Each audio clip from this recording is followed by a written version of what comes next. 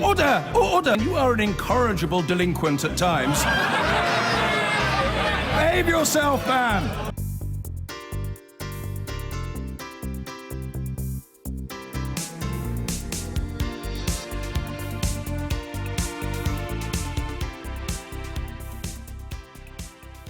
Now, ministers suffered their first defeat in the Lords last night on the central issue of whether the UK should form a customs union with the EU after Brexit. Now, the government's view is that would go against a fundamental part of what it means to leave. Here's the former EU Commissioner and Tory peer, Chris Patten. There are times in one's political career where what is alleged to be party loyalty comes way behind trying to stand up for the national interest. I intend to do that on this amendment. I intend to do it elsewhere during the report stage of this bill. And in doing that, I think I will be repeating what I would have been able to say with the full support of my party for most of the time I've been a member of it. Well, that was Chris Patten in the House of Lords. We're joined now here in the studio by the Conservative peer Nigel Lawson, who said in yesterday's debate that staying in a customs union amounted to quasi-colonial status. Isn't that an exaggeration, Nigel Lawson? I mean, this is just the start. There are more votes to come. Are you really that concerned? Well, first of all, this was entirely a political debate. It was dressed up as a trade debate, but it wasn't really a trade debate at all. There was no economic merit in what has been proposed at all. And indeed, as an indicator of that, not merely was I opposed to the proposal, but the crossbench peer, Lord Mervyn King, the former governor of the Bank of England, who knows a thing or two about economic policy, he voted against it. It's a political thing. It's in trying to reverse the referendum thing. And what I was making, the point to which you refer, was that if we are in the customs union, without being in the European Union as such, we are being governed, in effect, by the European Union. And that is what I call the quasi-colonial status. Right. Do you think what happened in the Lords, bearing in mind it was a fairly broadly worded amendment, do you think it might compel the government to soften its stance in terms of becoming part of a customs union with the EU? I hope not, because it makes a nonsense. You can't effectively leave the European Union unless you leave, as the government has made absolutely clear, and as we made it clear during the Brexit campaign, without leaving both the customs union and the single market. I mean, the legitimacy of what the Lords have done is to say, well, it is reasonable on an important issue as this for the House of Commons to think again. But if the House of Commons thinks again and decides not to support this amendment or anything like it, then I think the House of Lords, the unelected House of Lords, would be very ill-advised to pursue its objections. I mean, there is always the case where the two houses are at odds of the peers versus the people. But in this case, it's not merely the people's elected representatives in the Lords, but the people of this country who voted clearly in a referendum that they wanted to leave the European Union. But people like Chris Patten aren't going to back down or change their tune, are they? No, there are a few fanatics, I agree, who won't back down. But I think the majority of sensible peers will realise that at the end of the day, if the House of Commons thinks again, then we in the House of Lords should accept that the House of Commons is the democratically elected House and accept its views. But Michael Gove has today said that ministers might struggle to overturn the Lords' amendment when it comes to the House of Commons. What is your message to MPs like Ken Clarke, who's going to be with us in a few moments' time, when it does go to the Commons? The House of Commons is going to make up its own mind, and the House of Commons will, I hope, realise, certainly on the Conservative side, and there are incidentally some very good Labour MPs who are firmly against remaining in the European Union. But I think that the Conservative MPs in particular should recognise that they were elected on a manifesto which committed the government, the Conservative government, were there to be a Conservative government elected, to accept the result of the referendum and to implement it in law. Do you have confidence that Theresa May is going to implement the sort of Brexit you want to see? I think she wants to. She's obviously in a weak position in the sense that she has no overall majority and depends for a tenuous majority on the votes of a group of Irish members. But she is also Northern Irish members, but she also has support, quite considerable support, not huge, but I think sufficient, among the Labour Party. There are people in the Labour Party. I was for a short time chairman of Vote Leave, and on Vote Leave we had all parties represented. It wasn't a conservative organisation. Right. What do you say to Labour members who would side and do side with Nigel Lawson when it comes to this issue of Brexit meaning out of the single market, out of the customs union? And of course Labour would like to see a customs union with the EU. Well, the mandate that the British people gave Parliament was to leave the European Union. Now, Norway's outside the European Union, but it's in the economic area. It's part of the customs union. It's part of the free market. It's not part of the customs union. But it is part of the free market. Yes. So in that sense, that doesn't mean that they have a blank check to go to whatever top. The real extremists, I think, are the people who want to abolish all connections that we have with the European trade area. And I don't think that's the mandate that we got from the British people. Right. I mean, you describe Chris Patten and a few others as fanatics. Do you accept that they probably feel the same about you? I don't know. I haven't asked them.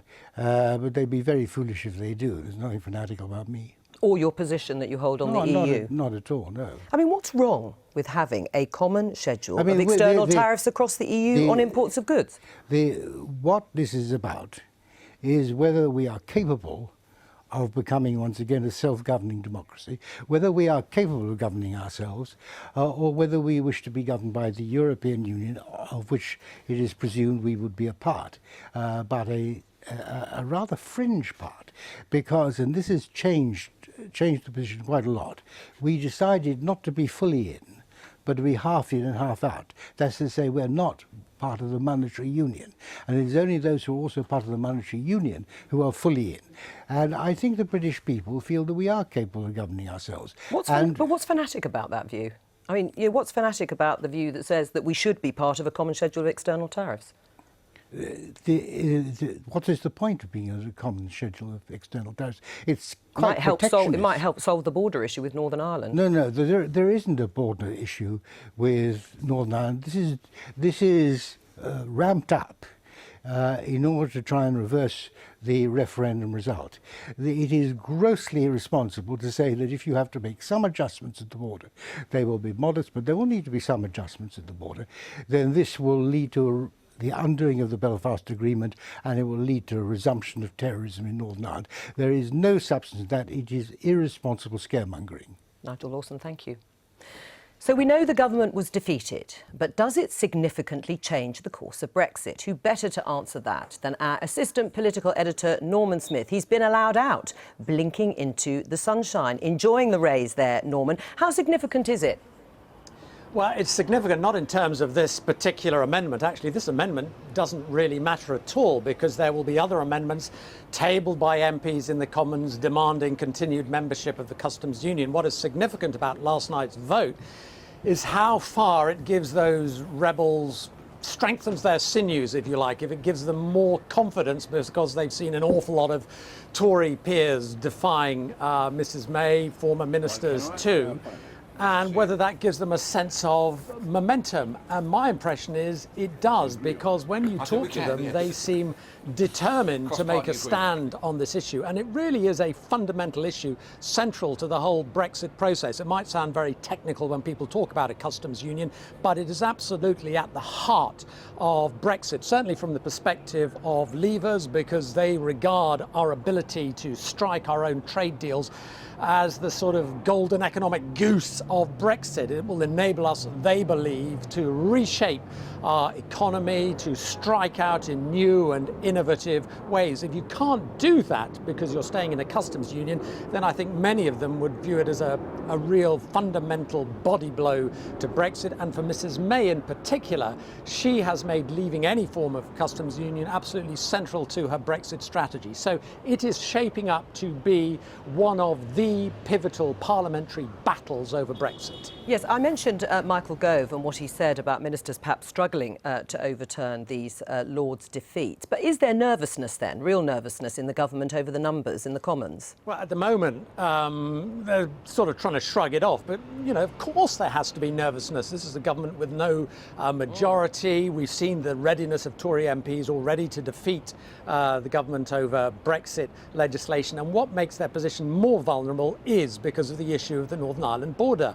Many Tory MPs are concerned that the government has been unable to come up with a package which meets the concerns of the DUP, of the Irish government, of the EU and of Westminster. And their fear is that if one is not found, then you are heading either towards a hard border or to the EU's fallback solution of the border being in the Irish Sea, which Brexiteers say will lead to the effective annexation of Northern Ireland. And the only way around it, they believe, is a customs union. So you've not just got those who are arguing for a customs union on economic grounds, you've also got some Tories who are now tilting towards a customs union on the grounds of the union, protecting Northern Ireland.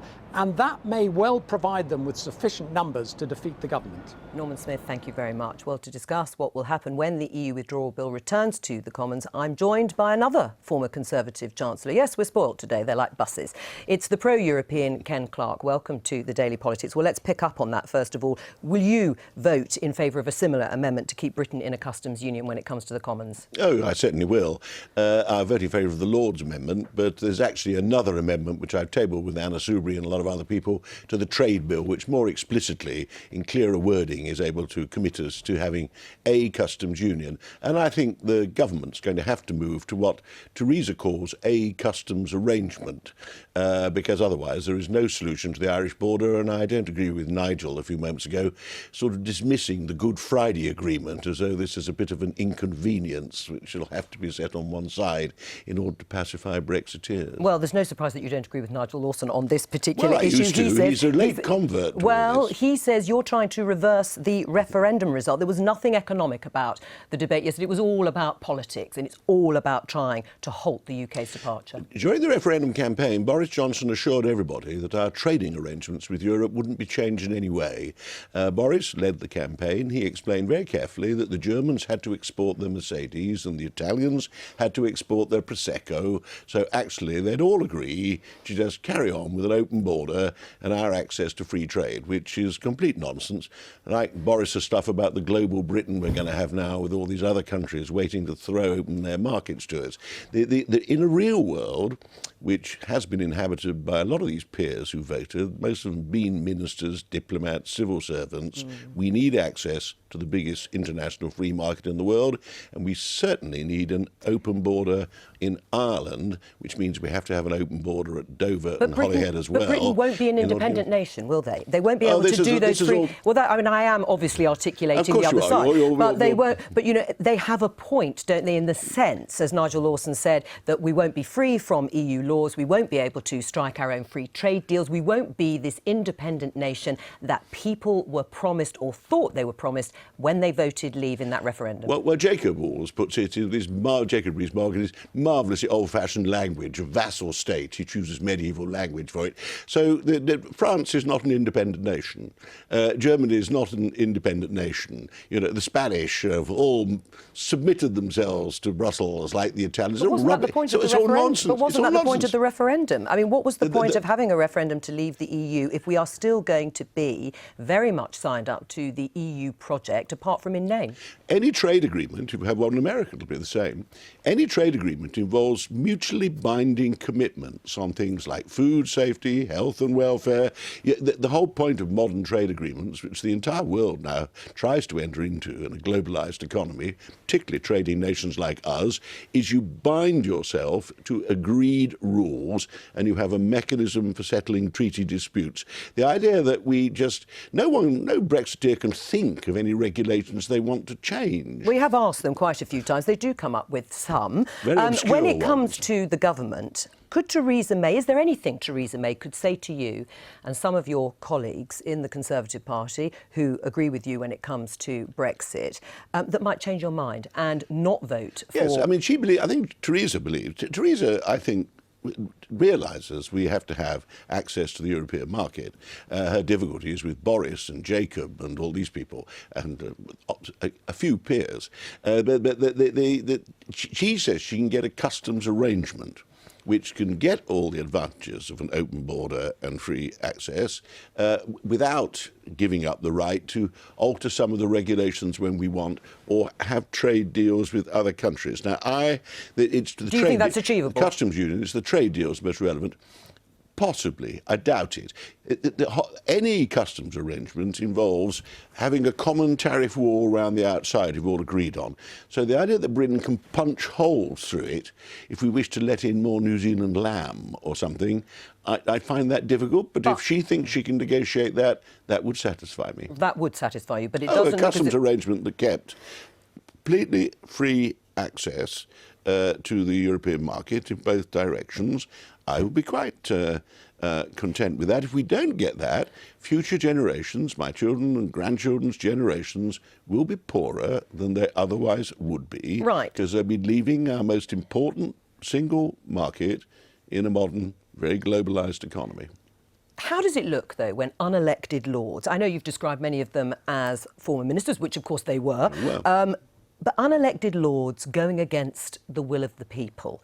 It could cause outrage if, in the end, the government does bend to your will or goes for that customs arrangement or customs union that prevents, in the end, free trade deals. No one's going against the will of the people.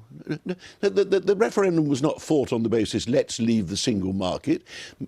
Half the members of Parliament couldn't have explained to you what the single market was and what the difference was between it and the customs union. And most members of the public are getting irritated by all this because no one really explains to them what we're talking about. What we're talking about, there has been no amendment in either House of Commons saying we should stay in the European Union.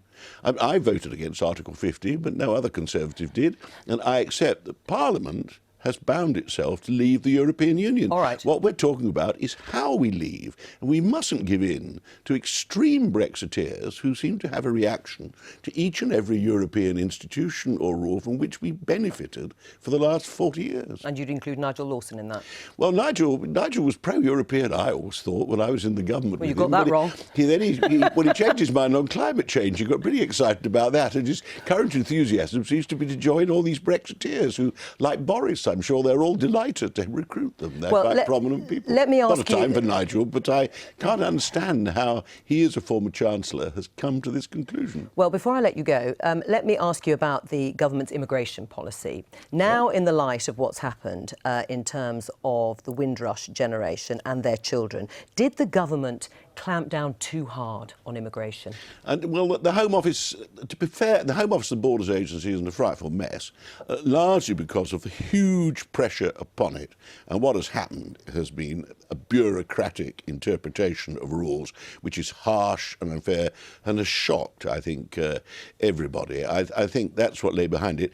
I also think it's partly they're reflecting what they think is the public enthusiasm to send back foreigners, keep them out, particularly if they're black or particularly if they're Muslim, and the ministers are now getting hold of it. But it's a very sad episode, all this. Right, I do think the referendum has something to do with it. Ken Clarke, you know. The dog whistle racism of UKIP in particular and sections of the referendum campaign helped create this climate in which some silly officials thought we should start hounding people who've been living and working here for 50 years. Civil servants and Whitehall take their lead from ministers. It's ministers that create an atmosphere and then usually set out orders that they would like carried out. I mean, was the idea of Theresa May, which she said herself, she was quoted on her hostile environment policy, a mistake? Well, she was talking about illegal immigrants. And she talked about a hostile environment. I mean, there are shamelessly, we've got hundreds of thousands of illegal immigrants, and with whom are untouchable by the Home Office. Was that wrong to say, let's create a hostile environment? I environment? don't think that was responsible for this disaster, which was just probably some enthusiastic official trying to please, thinking that these rules had to be applied in this bizarre way to these people who've been here 50 years. I'm not sure I could produce documents to show I've been here every year. I don't think any of us could, but anyway. For the last 50 years. Thank you very much. Well, welcome back. You're watching the press preview with me this evening, Matt Kelly and Claire Fox. Welcome back to both of you. Brexit. Dare I throw that in? The Ireland border, and this word, EU annihilates Theresa May's plan. Yeah. ... What happens now? Big story if true. Telegraph have got a source saying that the EU negotiating team have absolutely refused to countenance any of the proposed solutions for the Irish border. And we are now way back in the process. You know, it's back to the drawing board. 10 weeks to find a new solution. The onus on us. I think Claire differs, and will do in a moment, but I think why shouldn't the EU argue and negotiate on their terms, which is what they're doing? And Michel Barnier, according to the Telegraph, has put a hold on any further talks on trade. So, you know, we are really coming to a crunch time now where either we walk out with nothing or we start to accept the idea of a customs union. If you accept the idea of a customs union, you might as well start accepting the idea that Brexit isn't all it's cracked up to be. And maybe we should have a little rethink on the consequences. So, I mean, the significant thing about this story is that the UK negotiators go with 3 different ways of avoiding a hard border in Ireland. Everybody's desperate to avoid a hard border and to resolve this in the interest that does not create any tensions in Ireland or that border issue to re-emerge in a hostile way, because we all remember the war and so on and so forth. And the EU said no. So that's what's happened, and they won't countenance the 3 issues. Now, if they'd have said we won't countenance those, we've got another idea, we could come up with, let's work together, but they're not saying that. They're effectively saying we're not, you know, they've turned this Irish border issue, which is already difficult, don't get me wrong, I'm not trying to pretend it's an easy thing, but they've turned it, as Barry Gardiner pointed out, they've turned it into an issue that's become an excuse about saying, Brexit, you're going to suffer for this, right? And I think there's a real danger. But when we... And I think there's a danger because I think the Irish situation, politically, historically, you know, and the border and so on, could do with actually people being open-minded about it, not kind of playing political football with it, which is what I fear the EU are doing. When we signed up to the first stage of negotiations, within the agreement was explicit this phrase that if we couldn't find a workable solution for the hard border, we would revert back to effectively being members of the customs union. Now, that's what's happening. So we've already agreed that this is the route. If you can't find a workable solution, I think there are plenty of workable solutions, but nobody will take them seriously. And then just finally on the customs union, the Lords yesterday said, we vote for the customs union. You matter. I mean, the Lords, unelected, you know, overthrowing the will of the people. Here we go. Well, they are unelected. Well, I know. And guess what? That's anti-democratic. But you've just said yourself, if you're going to stay in the customs union, We've only got 30 seconds left. You're going to stay in the EU. So.